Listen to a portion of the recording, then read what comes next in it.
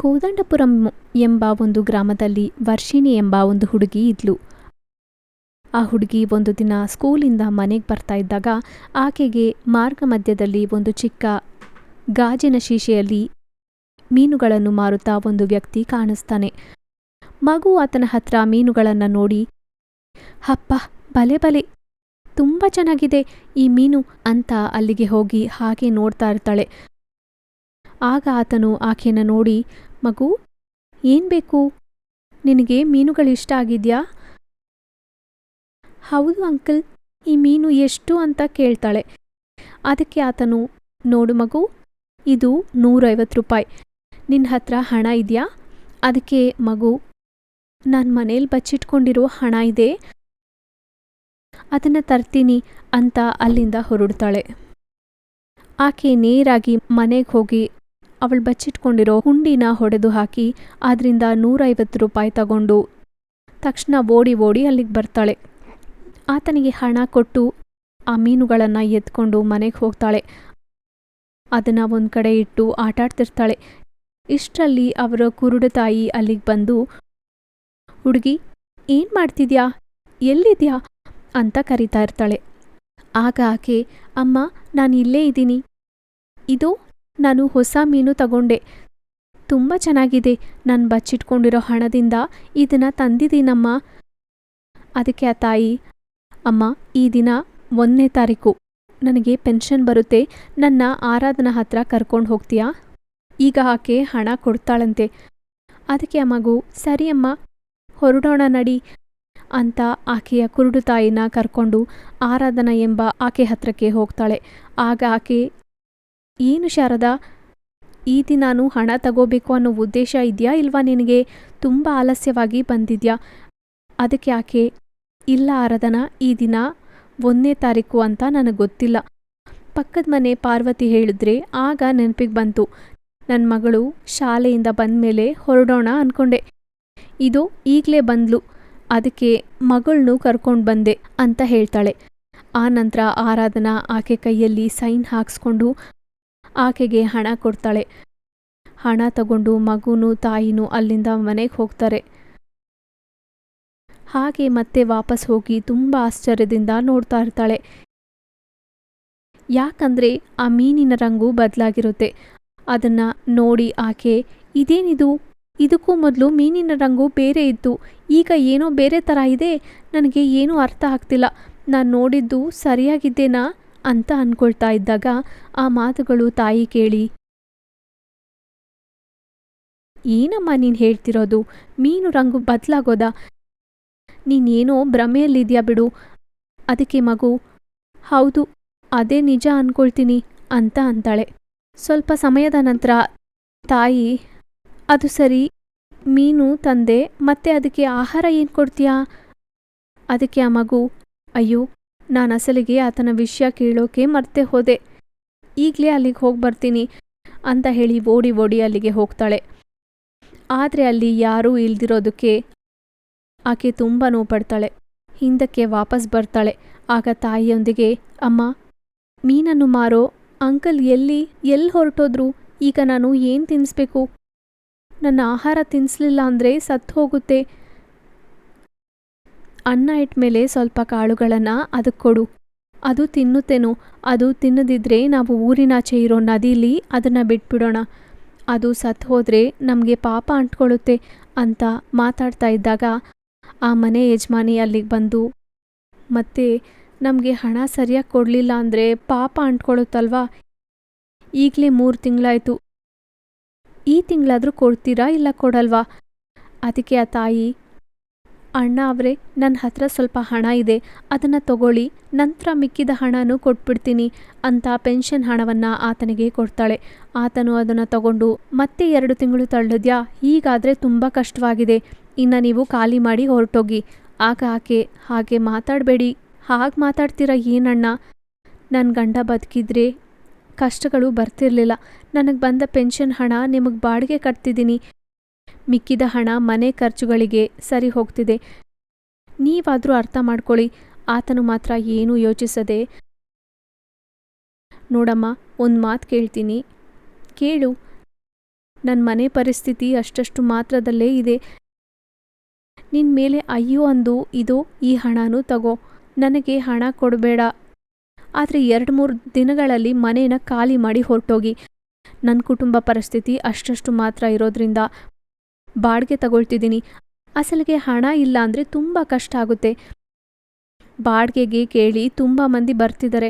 ಹಣ ಖಂಡಿತವಾಗ್ಲೂ ಕೊಡೋವ್ರಿಗೆ ಕೊಡ್ತೀನಿ. ದಯವಿಟ್ಟು ಇಲ್ಲಿಂದ ಹೊರಟೋಗಿ.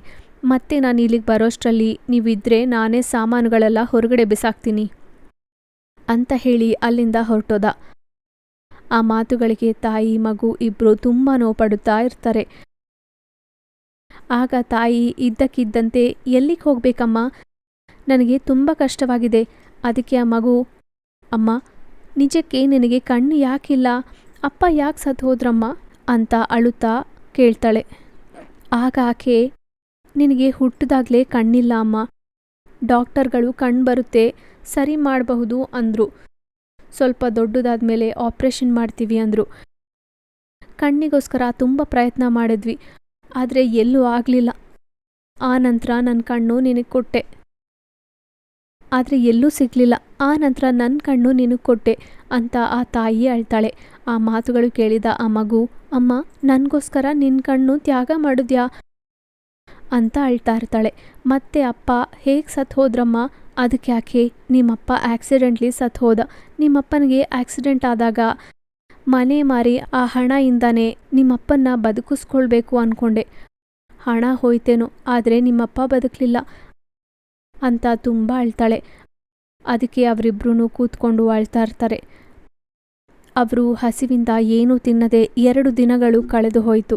ಆ ನಂತರ ದಿನ ಆ ಯಜಮಾನಿ ಮತ್ತೆ ಮನೆಗೆ ಬರ್ತಾನೆ. ಏನಮ್ಮ ಇನ್ನೂ ಇಲ್ಲೇ ಇದ್ದೀರಾ, ಮರ್ಯಾದೆಯಾಗಿ ಹೋಗ್ಬಿಡಕ್ಕೆ ಹೇಳಿದ್ನಲ್ಲ ಅಂತ ಅಂತಾನೆ.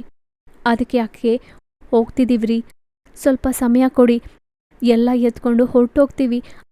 ಅದಕ್ಕೆ ಆತನು ಸರಿ ಅಂತಾನೆ. ತುಂಬ ಸಮಯದ ನಂತರ ಅವರು ಆ ಮೂಟೆ ಗೀಟೆ ಎತ್ಕೊಂಡು ಹೊರಗಡೆ ಬರ್ತಾರೆ. ಹುಡುಗಿ ಆ ಮೀನನ್ನು ಕೈಲಿಟ್ಕೊಂಡು, ಆ ಮೀನನ್ನು ನಾನು ಎಷ್ಟೋ ಇಷ್ಟವಾಗಿ ತಂದೆ, ನಮಗೆ ನೆರಳಿಲ್ಲ, ಇದನ್ನು ನಾನು ನದಿಲಿ ಬಿಟ್ಟು ಬರ್ತೀನಮ್ಮ, ನೀನು ಈ ಗಿಡದ ಹತ್ರ ಕೂತ್ಕೋ, ನಾವು ಎಲ್ಲಿಗೆ ಹೋಗಬೇಕೋ ಏನು ಮಾಡಬೇಕು ನಂತರ ಯೋಚಿಸೋಣ ಅಮ್ಮ ಅಂತ ತಾಯಿನ ಒಂದು ಮರದ ಹತ್ರ ಕೂರಿಸಿ ಆಕೆ ಮೀನನ್ನು ತಗೊಂಡು ನದಿ ಹತ್ರಕ್ಕೆ ಹೋಗ್ತಾಳೆ. ಆಕೆ ನದಿ ಹತ್ರಕ್ಕೆ ಹೋಗಿ, ಓ ಮೀನೇ, ನಿನ್ನ ತುಂಬ ಚೆನ್ನಾಗಿ ಬೆಳೆಸೋಣ ಅಂದ್ಕೊಂಡೆ, ಆದರೆ ಅದೃಷ್ಟ ನನಗಿಲ್ಲ. ನಿನ್ನ ಜೊತೆ ನಾನು ಸ್ನೇಹ ಮಾಡೋಕ್ಕಾಗ್ತಿಲ್ಲ, ನಮ್ಮನ್ನು ಕ್ಷಮಿಸು, ನಾವಿರೋಕೆ ಯಾವ ನೆರಳೂ ಇಲ್ಲ. ಇನ್ನು ನೀನು ನಮ್ಮಿಂದ ಕಷ್ಟಪಡೋದು ನನಗೇನೂ ಇಷ್ಟ ಇಲ್ಲ.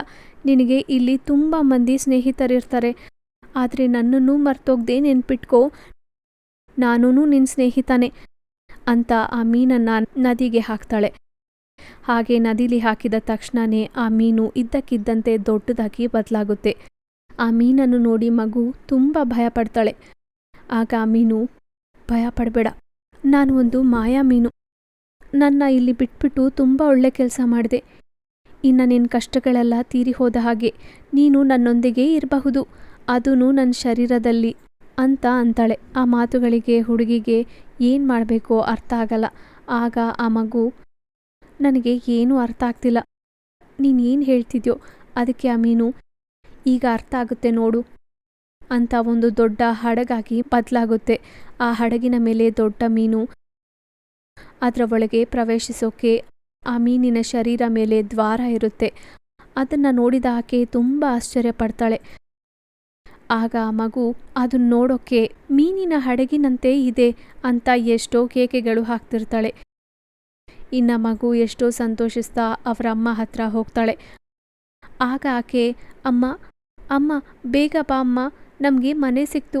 ಅದಕ್ಕೆ ತಾಯಿ, ಎಲ್ಲಮ್ಮ, ಯಾರ ಮನೆ ಹೇಳಮ್ಮ ಅಂತ ಹೇಳ್ತಾಳೆ. ಮಗು ನಡೆದ ವಿಷಯ ಎಲ್ಲ ಹೇಳ್ತಾಳೆ.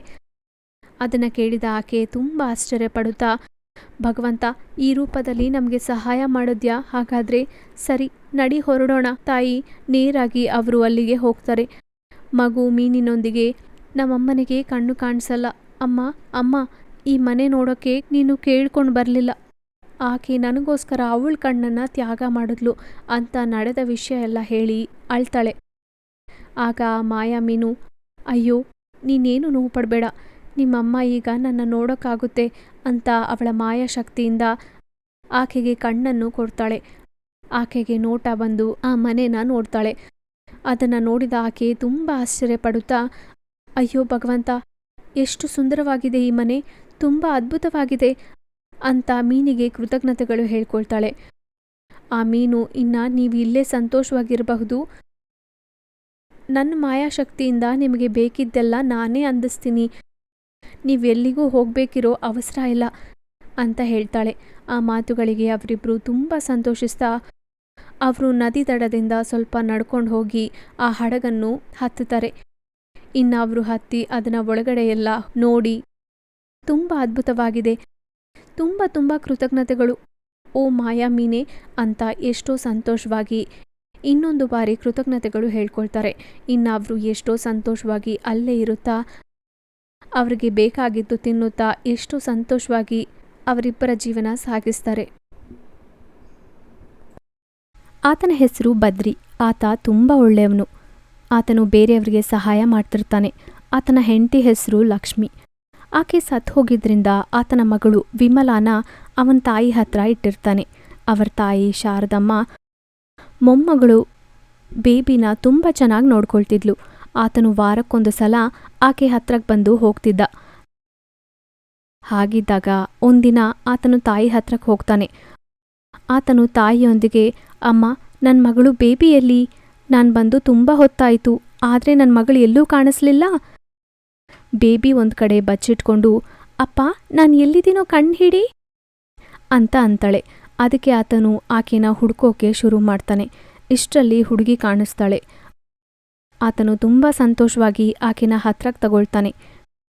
ಬೇಬಿ ತುಂಬ ಸಂತೋಷಿಸ್ತಾ ತಂದೆಯೊಂದಿಗೆ, ಅಪ್ಪ, ಈ ದಿನ ನನಗೋಸ್ಕರ ನೀವು ಏನು ತಂದ್ರಿ?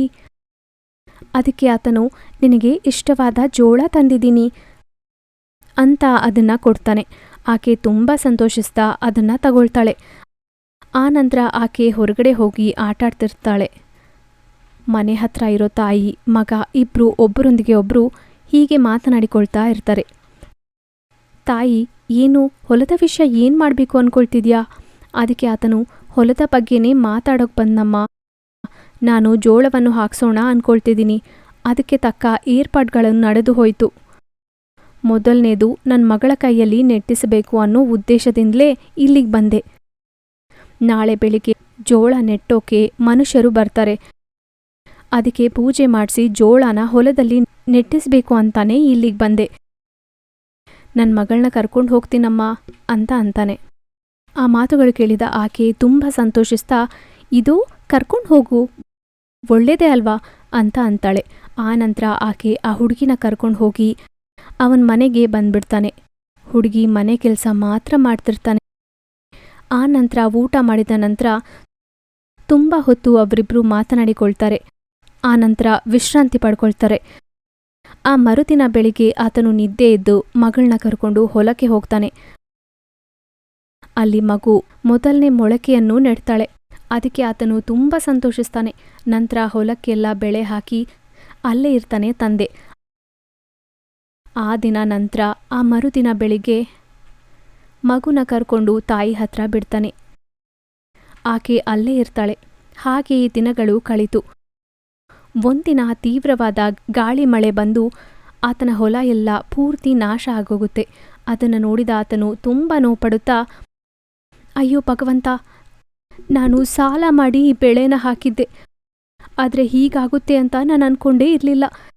ನನ್ನಂಥವ್ರು ಎಷ್ಟೋ ಮಂದಿ ಮೋಸ ಹೋಗಿ ನೋವು ಪಡ್ತಿದ್ದಾರೆ ಅಂತ ತುಂಬ ನೋವುಪಡ್ತಾನೆ. ಸಾಲದವರು ಆತನ ವೇದಿಸೋದ್ರಿಂದ ಏನು ಮಾಡಬೇಕೋ ಗೊತ್ತಿಲ್ಲದೆ ಅವನ ಮನೆ ಮಾರಿ ಸಾಲಗಳು ತೀರಿಸ್ತಾನೆ. ಆ ನಂತರ ಆತನು ಅಲ್ಲಿಂದ ಅವನ ತಾಯಿ ಹತ್ರಕ್ಕೆ ಹೊರಟೋಗ್ತಾನೆ.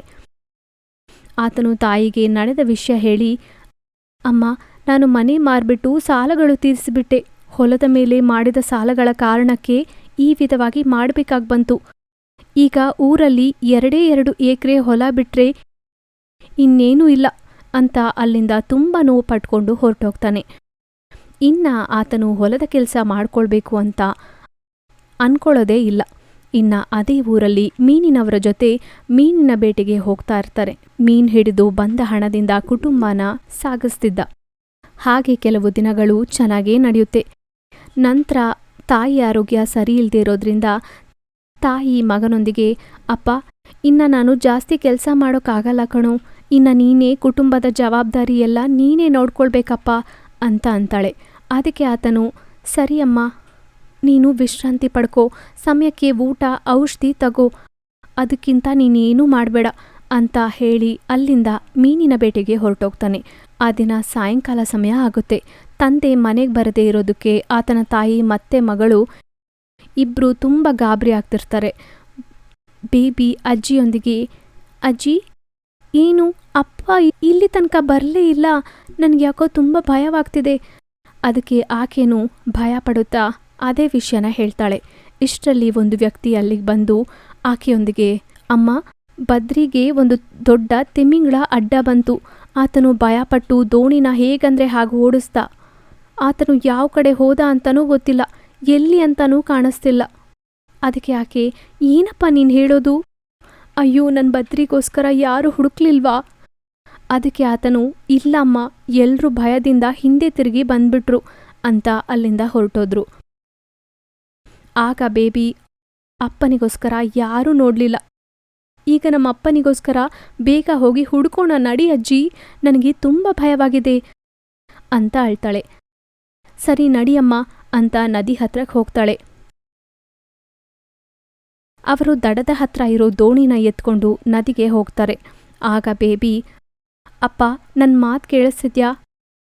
ಅಪ್ಪ, ನನ್ನ ಮಾತು ಕೇಳಿಸ್ತಿದ್ಯಾ ಇಲ್ವಾ ಅಂತ ಕೂಗಾಡ್ತಾಳೆ. ಅಜ್ಜಿ ಸಹ, ಬದ್ರಿ, ನನ್ನ ಮಾತು ಕೇಳಿಸ್ತಿದ್ಯಾ ಮಗ? ಬದ್ರಿ, ಕೇಳಿಸ್ತಿದ್ಯಾ ನನ್ನ ಮಾತು ಅಂತ ಕೇಕೆಗಳು ಹಾಕ್ತಾ ಇರ್ತಾಳೆ. ಅವರು ತುಂಬ ಅಮಾಯಕವಾಗಿ ಆತನ್ನ ಹುಡುಕ್ತಾ ಇರ್ತಾರೆ. ನಿಜಕ್ಕೆ ಅವರಿಗೆ ಏನು ಮಾಡ್ತಿದ್ದಾರೆ ಅವರಿಗೆ ಅರ್ಥ ಆಗದೆ ಕೂಗಾಡ್ತಿರ್ತಾರೆ. ನದಿಯಲ್ಲಿ ಆ ದೋಣಿ ತುಂಬ ದೂರ ಪ್ರಯಾಣ ಮಾಡ್ತಿರುತ್ತೆ. ಎಲ್ಲೂ ಬದ್ರಿ ಬಗ್ಗೆ ಗೊತ್ತಾಗದೇ ಇರೋದ್ರಿಂದ ಅವರಿಬ್ರು ಅಳೋಕ್ ಶುರು ಮಾಡ್ತಾರೆ. ಆಗ ಬೇಬಿ, ಅಜ್ಜಿ, ನನಗೆ ನಮ್ಮ ಅಪ್ಪ ಬೇಕು. ಚಿಕ್ಕ ವಯಸ್ಸಲ್ಲಿ ತಾಯಿನ ಕಳ್ಕೊಂಡೆ, ಈಗ ತಂದೆನೂ ಕಳ್ಕೊಳ್ಬೇಕಾ? ಹೇಳ್ರಿ ಅಜ್ಜಿ, ನಾನು ಏನು ಪಾಪ ಮಾಡಿದೆ ಆ ದೇವರಿಗೆ? ನಾನಂದ್ರೆ ಯಾಕೆ ಕೋಪ? ಅದಕ್ಕೆ ಅಜ್ಜಿ, ಅಯ್ಯೋ ಸುಮ್ಮನಿರು ತಾಯಿ, ಆಗ ಭಗವಂತನಿಗೆ ನ್ಯಾಯ ಇಲ್ಲ. ನಮ್ಮನ್ನ ಹೀಗೆ ಒಂಟಿಯಾಗಿ ಮಾಡಿ ನನ್ನ ಮಗನ್ನ ಕರ್ಕೊಂಡು ಹೊರಟೋದ. ಅಯ್ಯೋ ಬದ್ರಿ ಅಂತ ಅಳ್ತಾ ಇರ್ತಾಳೆ. ಇಷ್ಟರಲ್ಲಿ ಇದ್ದಕ್ಕಿದ್ದಂತೆ ದೂರದಲ್ಲಿ ಒಂದು ದೊಡ್ಡ ಮರ ನದಿಲಿ ಕಾಣಿಸುತ್ತೆ. ಆ ಮರದ ಹತ್ರ ಒಂದು ದೋಣಿ ಇರುತ್ತೆ. ಅವರು ಅದನ್ನ ನೋಡಿ ತುಂಬ ಆಶ್ಚರ್ಯಪಡ್ತಿರ್ತಾರೆ. ಅಜ್ಜಿ, ಆ ವಿಚಿತ್ರ ನೋಡಿದ್ರಾ? ನದಿಲಿ ಮರ, ಅದರ ಕೆಳಗೆ ದೋಣಿ. ಖಂಡಿತವಾಗ್ಲೂ ಅಪ್ಪ ಆ ದೋಣಿಲೇ ಇದ್ದೇ ಇರ್ತಾರೆ. ದೋಣಿನ ಅಲ್ಲಿಗೆ ಕರ್ಕೊಂಡು ಹೋಗಿ ಅಂತ ಅಂತಾಳೆ. ಆಗ ಆಕೆ ದೋಣಿನ ಅಲ್ಲಿ ಕರ್ಕೊಂಡು ಹೋಗ್ತಾಳೆ. ಆ ದೋಣಿಲಿ ಬದ್ರಿ ಇರ್ತಾನೆ. ಬದ್ರಿನ ನೋಡಿ ಅವರಿಬ್ರು, ಏನಪ್ಪ ಬದ್ರಿ, ನಾನು ನಿನ್ನ ತಾಯಿ ಬಂದಿದ್ದೀನೋ, ಒಂದು ಬಾರಿ ಎದ್ದೇಳೋ ಅಂತ ಕೇಕೆಗಳು ಹಾಕ್ತಾಳೆ. ಆಗ ಬೇಬಿ, ಅಪ್ಪ, ಒಂದು ಬಾರಿ ಎದ್ದೇಳಿಯಪ್ಪ, ಎದ್ದೇಳಿ ಅಂತ ಕೇಕೆಗಳು ಹಾಕ್ತಾಳೆ. ಇಷ್ಟರಲ್ಲಿ ಮಾಯಾಮರ, ದಯವಿಟ್ಟು ನೀವು ಸ್ವಲ್ಪ ಹೊತ್ತು ಏನು ಮಾತಾಡದೇ ಇರಿ, ಆತನಿಗೆ ಈಗ ವಿಶ್ರಾಂತಿ ತುಂಬ ಮುಖ್ಯ. ಮರ ಮಾತಾಡೋದು ನೋಡಿದ ಅವರೂ ತುಂಬ ಆಶ್ಚರ್ಯದಿಂದ, ಯಾರು ನೀವು? ಜೋಳದ ಗಿಡ ಇದ್ದ ಹಾಗಿದ್ದೀರಾ, ಆದರೆ ಇಷ್ಟು ದೊಡ್ಡದಾಗಿ ಹೇಗೆ? ನಿಜಕ್ಕೆ ಈ ನದಿಗೆ ಹೇಗೆ ಬಂದ್ರಿ? ನನ್ನ ಮಗನಿಗೆ ವಿಶ್ರಾಂತಿ ಯಾಕೆ ಅವಸರ? ನನ್ನ ಮಗನಿಗೇನಾಯ್ತು ಅಂತ ಪ್ರಶ್ನೆಗಳ ಮೇಲೆ ಪ್ರಶ್ನೆಗಳು ಹಾಕ್ತಾನೇ ಇರ್ತಾಳೆ. ಆಗ ಆ ಮಾಯಾಮರ, ನೀವು ಕೇಳಿದಕ್ಕೆಲ್ಲ ಉತ್ತರ ನಾನು ಒಂದೇ ಬಾರಿ ಕೊಡ್ತೀನಿ. ಕೇಳ್ರಿ, ನಾನು ಒಂದು ಮಾಯಾಮರ. ನಾನು ಎಷ್ಟೋ ವರ್ಷಗಳಿಂದ ಇಲ್ಲೇ ಇರ್ತಿದ್ದೀನಿ. ಈತ ನಿಮ್ಮ ಮಗ ಇರಬಹುದು. ಈತನನ್ನು ಒಂದು ದೊಡ್ಡ ಮೀನು ಓಡಿಸ್ಕೊಂಡು ಬರ್ತಿತ್ತು. ಆ ಮೀನಿನಿಂದ ನಾನು ಆತನ ಕಾಪಾಡಿದೆ. ಆತನಿಗೆ ಭಯದಿಂದ ಜ್ಞಾನ ತಪ್ಪಿ ಬಿದ್ದೋದ. ಆತನಿಗೆ ಏನೂ ಆಗಲ್ಲ, ನೀವೂ ಭಯ ಪಡಬೇಡಿ, ಸ್ವಲ್ಪ ಹೊತ್ತು ವಿಶ್ರಾಂತಿ ಪಡ್ಕೊಂಡ್ರೆ ಅದೇ ಸರಿ ಹೋಗುತ್ತೆ ಅಂತ ಸಮಾಧಾನ ಹೇಳ್ತಾಳೆ. ಅದಕ್ಕೆ ಆಕೆ, ಯಾಕೆ ಎಲ್ಲ ಸಮಸ್ಯೆನೂ ನಮಗೆ ಬರ್ತಿದೆ ಅಂತ ಅಳ್ತಾಳೆ. ಆಗ ಮಾಯಾಮರ, ಅಯ್ಯೋ ನೋವು ಪಡಬೇಡಿ, ಅಸಲಿಗೆ ನಿಮಗೆ ಬಂದ ಸಮಸ್ಯೆ ಏನು? ನನಗೆ ಹೇಳಿ, ನಾನು ಖಂಡಿತವಾಗ್ಲೂ ನಿಮ್ಮ ಸಮಸ್ಯೆನ ತೀರಿಸ್ತೀನಿ ಅದಕ್ಕೆ ಬೇಬಿ, ನಿಜವಾಗ್ಲೂ ನೀವು ಖಂಡಿತವಾಗ್ಲೂ ಸಹಾಯ ಮಾಡ್ತೀರಾ? ಅದಕ್ಕೆ ಮಾಯಾಮರ, ಖಂಡಿತವಾಗ್ಲೂ ತೀರಿಸ್ತೀನಿ ಹುಡುಗಿ, ನಿಜಕ್ಕೆ ಏನಾಯ್ತೋ ಹೇಳು. ಆಗ ಬೇಬಿ, ನಮ್ಮಪ್ಪ ಜೋಳದ ಬೆಳೆ ಹಾಕಿದ್ರು, ಆದರೆ ಗಾಳಿ ಮಳೆ ಕಾರಣದಿಂದ ತೀವ್ರ ನಷ್ಟ ಬಂತು. ಮನೆ ಮಾರಿ ಸಾಲ ತೀರಿಸಿದ್ರು. ಆಗ್ಲಿಂದ ಇಲ್ಲೇ ಮೀನಿನ ಬೇಟೆಗೆ ಹೋಗಿ ಕುಟುಂಬವನ್ನು ಪೋಷಿಸ್ತಿದ್ದೀನಿ ಅಂತ ನಡೆದ ವಿಷಯ ಎಲ್ಲ ಹೇಳ್ತಾಳೆ. ಆಗ ಮಾಯಾಮರ, ಓಹೋ ಹೀಗಾಯ್ತಾ, ಆದರೆ ಇನ್ಮೇಲಿಂದ ನೀವು ಭಯ ಪಡಬೇಕಿರೋ ಅವಸರ ಇಲ್ಲ, ನಿಮ್ಮ ಜೀವನ ಇಲ್ಲಿಗೆ ಬರೋದ್ರಲ್ಲಿ ಪೂರ್ತಿಯಾಗಿ ಬದಲಾಗ್ಬಿಡುತ್ತೆ ಅಂತ ಮರಕ್ಕೆ ಜೋಳಗಳು ಬರೋ ಹಾಗೆ ಮಾಡುತ್ತೆ. ಅದು ತುಂಬ ರಂಗು ಇರುತ್ತೆ. ಅದನ್ನು ನೋಡಿದ ಅವರಿಬ್ಬರು ತುಂಬ ಆಶ್ಚರ್ಯ ಪಡ್ತಿರ್ತಾರೆ. ಆಗ ಬೇಬಿ, ಇದೇನು ಸಹಾಯ ಮಾಡು ಅಂದರೆ ಇದೇನು ಮಾಡ್ತಿದ್ದೀರಾ? ಅದಕ್ಕೆ ಆ ಮಾಯಾಮರ, ಇದು ಸಹಾಯನೇ. ಈ ಮಾಯಾ ಜೋಳಗಳನ್ನು ನಿಮ್ಮ ಹೊಲದಲ್ಲಿ ನೆಟ್ಟಿ ನಿಮಗೆ ಖಂಡಿತವಾಗ್ಲೂ ಒಳ್ಳೆಯದೇ ಆಗುತ್ತೆ ಅಂತ ಹೇಳುತ್ತೆ. ಅದಕ್ಕೆ ಬೇಬಿ ಸರಿ ಅಂತಾಳೆ. ಅವರಿಬ್ಬರು ಅದನ್ನು ತಗೊಳ್ತಾರೆ. ಸ್ವಲ್ಪ ಸಮಯದ ನಂತರ ಬದ್ರಿಗೆ ಎಚ್ಚರ ಆಗುತ್ತೆ. ಅಲ್ಲಿ ಏನು ನಡೀತಿದೆಯೋ ಆತನಿಗೆ ಏನೂ ಅರ್ಥ ಆಗ್ತಿಲ್ಲ. ಆಗ ತಾಯಿ ನಡೆದ ವಿಷಯ ಪೂರ್ತಿಯಾಗಿ ಹೇಳ್ತಾಳೆ. ಅದಕ್ಕೆ ಆತನು ಮಾಯಾಮರದ ಕಡೆ ನೋಡಿ ನಮಸ್ಕಾರ ಮಾಡಿ, ನಿನಗೆ ತುಂಬ ಕೃತಜ್ಞತೆಗಳು ಅಂತ ಅಂತಾನೆ. ಅದಕ್ಕೆ ಆಕೆ, ಅದೇನೂ ಪರವಾಗಿಲ್ಲ, ಸಹಾಯ ಮಾಡೋಕ್ಕೆ ಅಲ್ವಾ ನಾವಿರೋದು ಅಂತ ಅನ್ನುತ್ತೆ. ಅದಕ್ಕೆ ಅವರು ತುಂಬ ಸಂತೋಷಿಸ್ತಾ ಅಲ್ಲಿಂದ ಮತ್ತೆ ಮನೆಗೆ ಹೋಗ್ತಾರೆ. ಆಕೆ ಹೇಳಿದ ಹಾಗೆ ಆ ಮೂವರು ಹೊಲದಲ್ಲಿ ಜೋಳದ ಬೆಳೆ ಹಾಕ್ತಾರೆ. ಅವರು ಹಾಗೆ ಹೊಲದಲ್ಲಿ ಜೋಳದ ಬೆಳೆ ಹಾಕಿದ ತಕ್ಷಣ ಅದು ದೊಡ್ಡ ದೊಡ್ಡ ಗಿಡಗಳಾಗಿ ಬದಲಾಗಿ ಚಿನ್ನದಂತೆ ಬದಲಾಗಿ ಬಿಡುತ್ತೆ. ಅದನ್ನು ನೋಡಿ, ಅಯ್ಯೋ ಚಿನ್ನದ ಮೆಕ್ಕೆಜೋಳ, ತುಂಬ ಆಶ್ಚರ್ಯವಾಗಿದೆ ಅಂತ ಕೇಕೆಗಳು ಹಾಕ್ತಾಳೆ. ಬೇಬಿ, ಬದ್ರಿ, ಆತನ ತಾಯಿನೂ ಸಹ ತುಂಬ ಆಶ್ಚರ್ಯ ಪಡ್ತಾರೆ. ಇನ್ನು ಅವರಿಬ್ಬರು ನಿಂತ್ಕೊಂಡು ನಮಸ್ಕಾರ ಮಾಡಿ, ಓ ಮಾಯಾಮರ, ನಿಮಗೆ ಇಷ್ಟು ದೊಡ್ಡ ವರವನ್ನು ಕೊಟ್ಟಿದ್ದಕ್ಕೆ ತುಂಬ ತುಂಬ ಕೃತಜ್ಞತೆಗಳು. ನೀವು ಮಾಡಿದ ಮೇಲೂ ನಮ್ಮ ಜೀವನದಲ್ಲಿ ಮರ್ತೋಗಕ್ಕಾಗಲ್ಲ ಅಂತ ಕೃತಜ್ಞತೆಗಳು ಹೇಳ್ಕೊಳ್ತಾರೆ. ಆ ನಂತರ ಆ ಚಿನ್ನವನ್ನು ತಗೊಂಡು ಹೋಗಿ ಮಾರಿ ಹಣ ಸಂಪಾದಿಸಿ ತುಂಬ ಧನವಂತರು ಆಗ್ತಾರೆ. ಇನ್ನು ಅವರಿಗೆ ಎಂಥ ಕಷ್ಟನೂ ಇಲ್ಲದೆ ಸಂತೋಷವಾಗಿ ಜೀವಿಸ್ತಾರೆ.